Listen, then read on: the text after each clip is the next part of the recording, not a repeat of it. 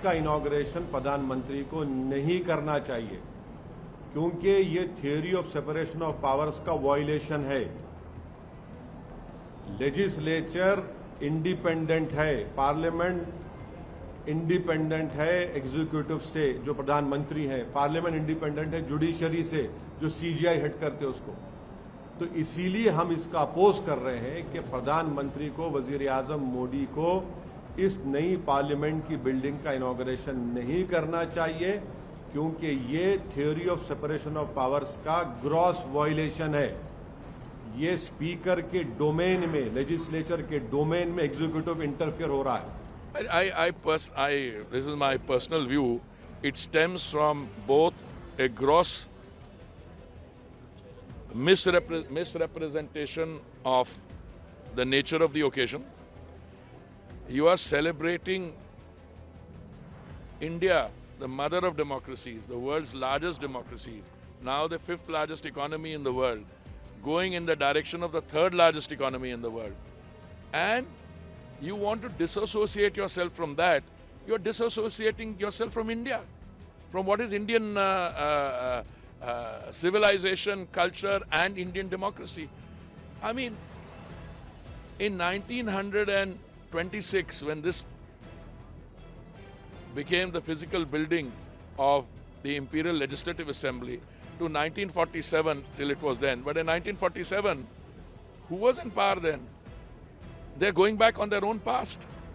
And just because they want to oppose, because there is I don't know what the reasoning is, but I read out just now, and I'll read out to you again. Former Prime Minister Dr. Manmohan Singh and Sonia Gandhi ji inaugurated the new assembly complex in Manipur. He was a Prime Minister. She was not even holding a constitutional office. But more than that, they've done it repeatedly. And then when I tweeted the other day, somebody turned around and said, somebody turned around and said, नहीं वो तो parliament के annex और library को आप क्यों mix कर रहे हो पार्लियामेंट के साथ? अरे भाई, आपने पार्लियामेंट बनाया होता तब भी वो भी आप ही ने करना था ना। अगर आपने बनाया होता, एक ने आपने बनाया नहीं, अब कम से come join in the celebration, and now you're trying to find fault. वो मैसेज देने की राजनीति कर रहे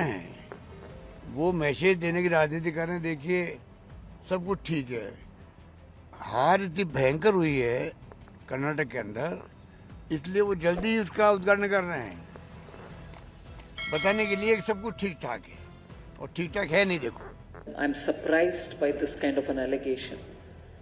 Parties which today see the Rashtrapati as a very eminent leader, particularly coming from tribal background, are the ones which undertook a very bitter campaign.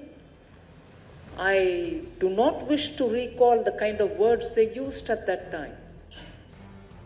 Leaders belonging to these very same opposition parties spoke ill of her, abused her, said that she is going to be a rubber stamp, said that she doesn't represent any of what the country needs, and she is representing evil forces.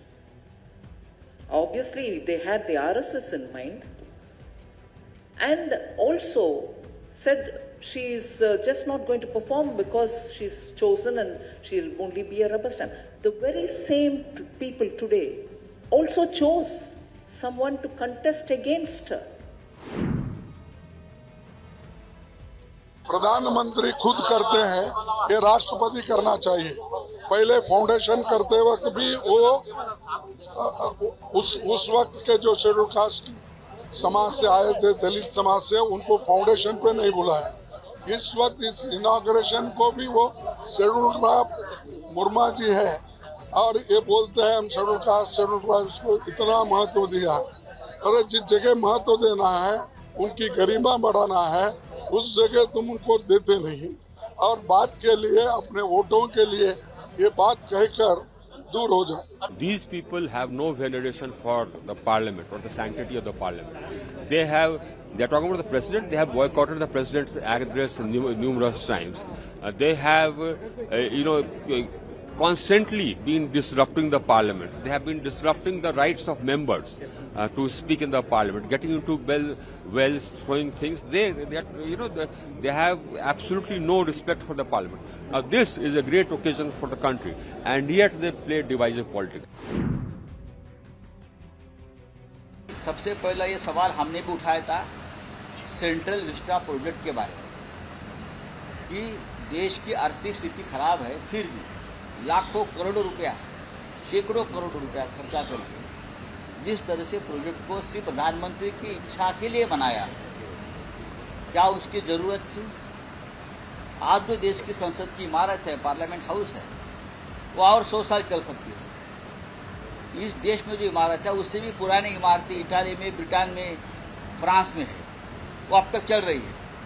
तो हमको इतनी क्या जरूरत पड़ी? ये इसलिए पड़ी कि ये संसद भवन ऐतिहासिक है। इस संसद भवन को ना आरएसएस ना बीजेपी का कोई रिश्ता है ये बनाने में, या वहाँ का जो ऐतिहासिक और क्रांतिकारी काम हुआ है उसमें बीजेपी का और आरएसएस का कोई काम नहीं।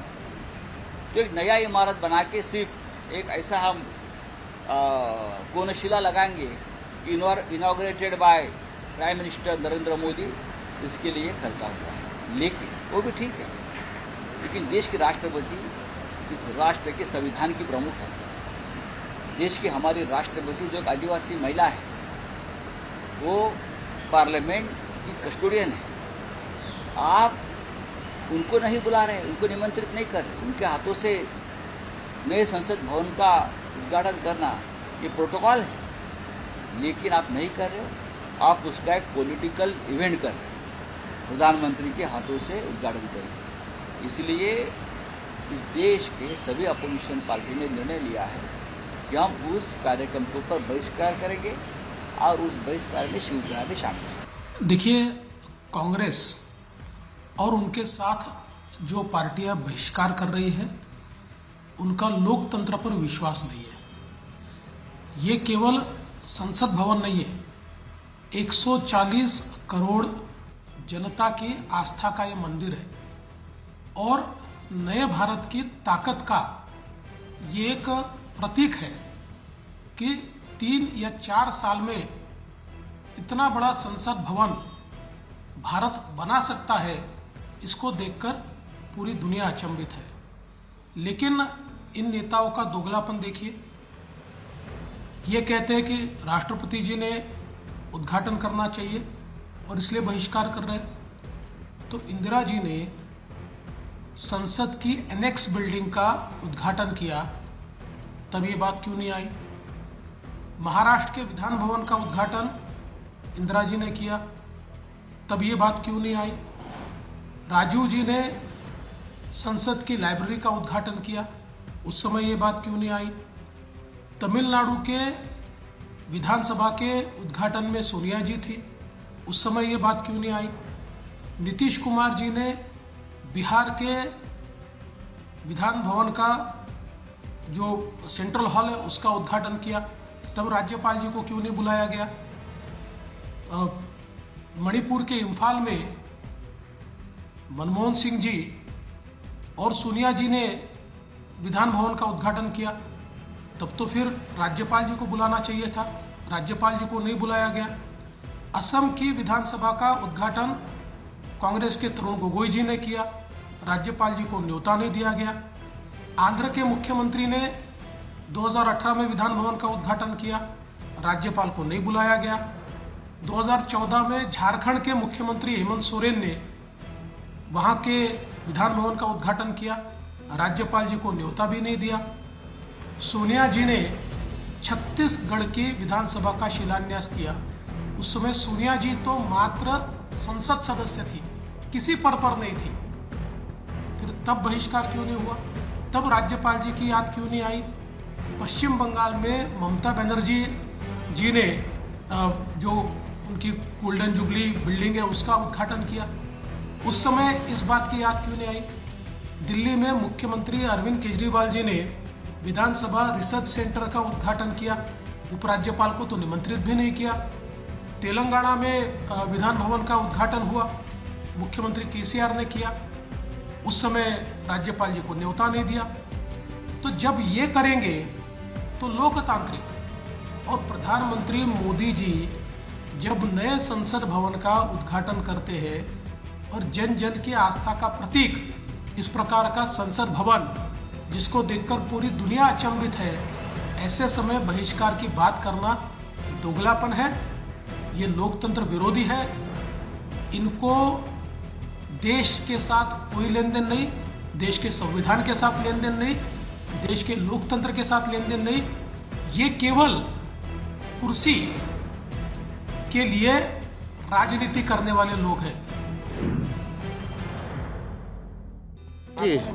सभी लोगों से बात हुई है हमारी और हम लोग जो है इसका हम लोग विरोध करेंगे, बॉयकॉट करेंगे।